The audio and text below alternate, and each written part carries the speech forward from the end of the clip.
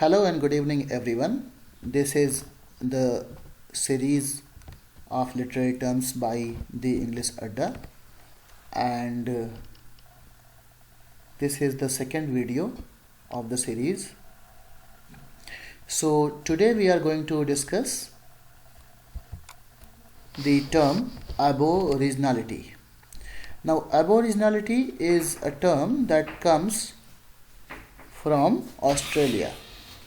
Okay, so let us talk about aboriginality कि aboriginality क्या होता है और इस टर्म को किसने दिया, इस टर्म की मीनिंग क्या है, कहाँ कहाँ पर पूछा जा सकता है.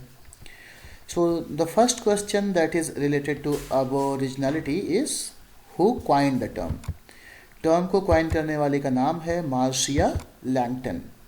नाउ मार्सिया लैंगटन कौन है? ये एक इंडिजिनस ऑस्ट्रेलियन है, इंडिजिनस ऑस्ट्रेलियन एंथ्रोपोलॉजिस्ट हैं और एक्टिविस्ट हैं. नाउ ऑस्ट्रेलिया में ऑस्ट्रेलियंस दो पार्ट में बटे हुए हैं, दो ग्रुप्स में बटे हुए हैं, आप ऐसा कह सकते हैं. एक हैं जो इंडिजिनस हैं, जो ऑस्ट्रेलिया के मूल निवासी हैं, और दूसरे हैं जो वाइट ऑस्ट्रेलियन हैं, जो पर्टिकुलरली इंग्लैंड और अन्य देशों से जा कर के वहाँ पर रहने लगे, यूरोपियन कंट्रीज से जा कर के, और उन्होंने ऑस्ट्रेलिया को अपना घर बना लिया. तो जो ओरिजिनल ऑस्ट्रेलियन हैं उनको रिप्रेजेंट करती हैं Marcia Langton, indigenous Australian anthropologist हैं और एक्टिविस्ट हैं. और ये जो टर्म है अबोरिजिनलिटी, ये टर्म उन्होंने ही दिया है. इस टर्म को समझने से पहले हमें ये समझना पड़ेगा कि ये टर्म क्यों दिया गया. तो टू कॉन्सेप्चुअलाइज, एक कॉन्सेप्ट को समझने के लिए ये टर्म दिया गया है. कौन सा concept? Disparity between two things. कौन कौन से चीज़ों के बीच में डिस्पैरिटी, यानी ये टर्म डिस्पैरिटी को समझने की कोशिश करता है. लेकिन डिस्पैरिटी कौन कौन सी चीज़ों के बीच में?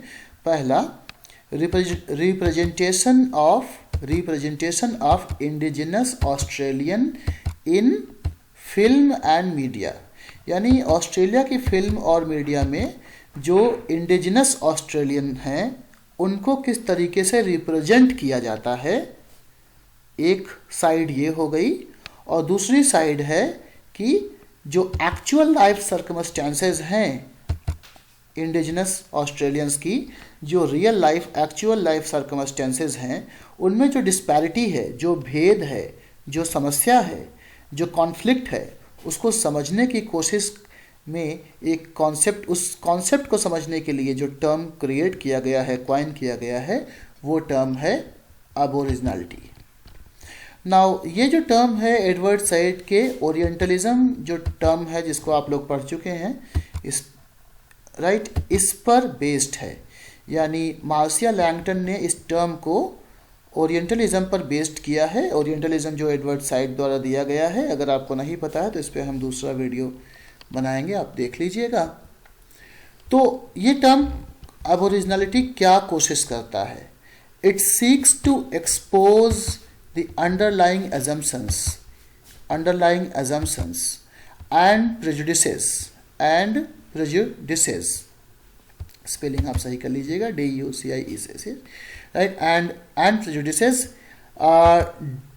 guiding the depiction of indigenous Australians made by white Australians. यानी कि जो इंडिजिनस ऑस्ट्रेलियन लोग हैं, ठीक है, उनका डिपिक्शन जो वाइट ऑस्ट्रेलियन करते हैं फिल्म में या ड्रामा में या किसी और तरीके के आर्ट में, उसमें जो प्रेजुडिस है, जो अंडरलाइंग अजम्पशंस हैं, जिस तरीके से वाइट ऑस्ट्रेलियंस इंडिजिनस ऑस्ट्रेलियंस को दिखाने की कोशिश करते हैं फिल्म में हो या ड्रामा में हो, उसमें जो प्रेजुडिस है, जो अंडरलाइंग अजम्पशंस हैं, दैट मीन्स उसमें जो पक्षपात किया जाता है, जो उनके साथ पोएटिक जस्टिस नहीं किया जाता, या कह लीजिए कि उनके साथ जो न्याय होना चाहिए, जो फेयर रिप्रेजेंटेशन होना चाहिए, वो नहीं होता है, राइट. उसको एक्सपोज करने का, यानी उस हिपोक्रेसी को एक्सपोज करने की एक कोशिश है ये वर्ड एबोरिजिनल, राइट. ये आगे क्या करता है? ये it exposes the impact, right, impact of, it exposes the impact of such depictions और ड्रामा में और नॉवेल में या किसी वर्क ऑफ आर्ट में, फिल्मों में इंडिजिनस ऑस्ट्रेलियंस को कैसे दिखाया जा रहा है, इसको तो वो एक्सपोज करता है।